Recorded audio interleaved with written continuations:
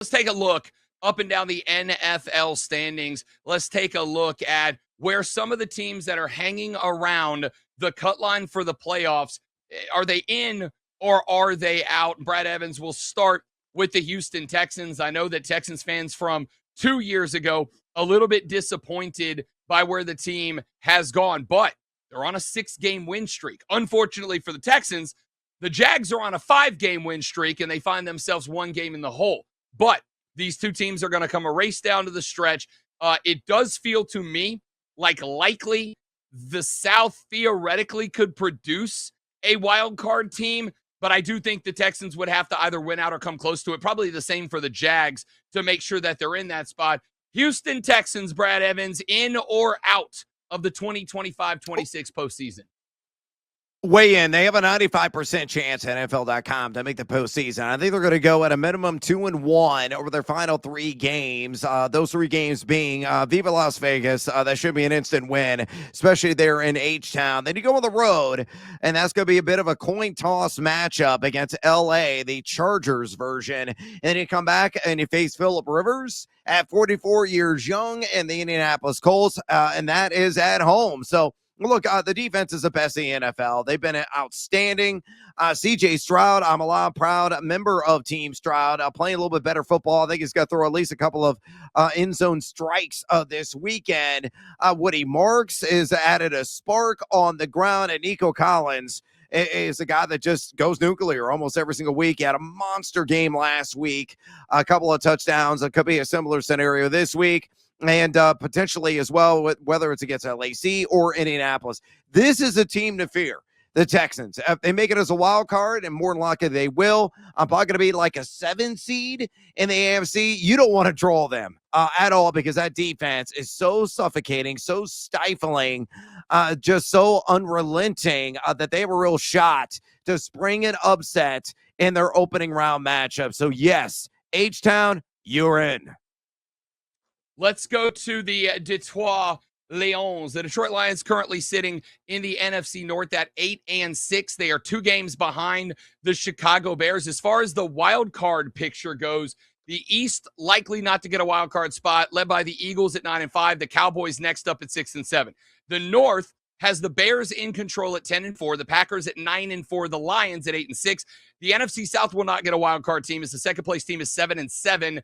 Both the Bucs and Panthers are tied with that record. And out of the West, I think probably realistically all three wildcard spots, 2 of them will likely come out of the West, as the Rams and Seahawks are tied at 11-3. The San Francisco 49ers are 10-4. Very little wiggle room. I think Detroit needs a lot of help for a team that for some reason, and I don't know if this is just like emotional and reactive or not, Brad, but this Lions team doesn't seem to have what's made this team special the last couple of years is the Dan Campbell culture and the vibes team. I hate being a vibes team guy, but it's been a vibes team of just that grit Detroit style. And I'm not really feeling that from this team this year. They have plenty of chances to get wins and inject themselves into this conversation, and then they keep losing games they have no business losing. I have been pulling for Detroit the last 2 years. I don't think Detroit's getting in this year. I completely concur with you, Captain. They only have a 40% chance score on NFL.com to get that postseason ticket. I think they're going to beat Pittsburgh this weekend. They're in Detroit, and then you got kind of a trap matchup on the road against the Minnesota Vikings.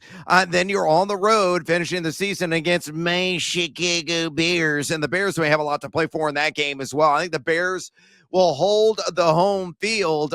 Jared Goff's favorite quarterback outside, especially in the frigid cold, compared to the fast track indoors. So that could be a difference in that game in the Windy City here in 3 weeks. Defensively, that's our biggest issue right now. As I've said this time and time again, turning Honolulu blue in the face, that on the back end, they've got too many injuries. Terry Arnold's on IR. Kirby Joseph has not been healthy. Brian Branch has been out. They just cannot get right in that area of the field. The run defense has been so-so. They have had their fine moments, but they've been susceptible at times as well. They have to go out and score 30, 35 points in a game to emerge victorious. And unfortunately, we're giving up oodles of big plays on the opposite end. See, last week in LA against the Rams, you're catching L's left, right, rinse and repeat. And I feel that's going to be the way going down the home stretch. And sadly, they're going to fall short of expectations to be on the outside looking in here in 3 weeks. I feel inclined to purchase a sympathy card and send it to the Indianapolis Colts because, by God, was that a fun team to watch for the first 9 weeks of the season. And then Danny Dimes went down and it all went squirrely. This team is now 8-6 as of right now.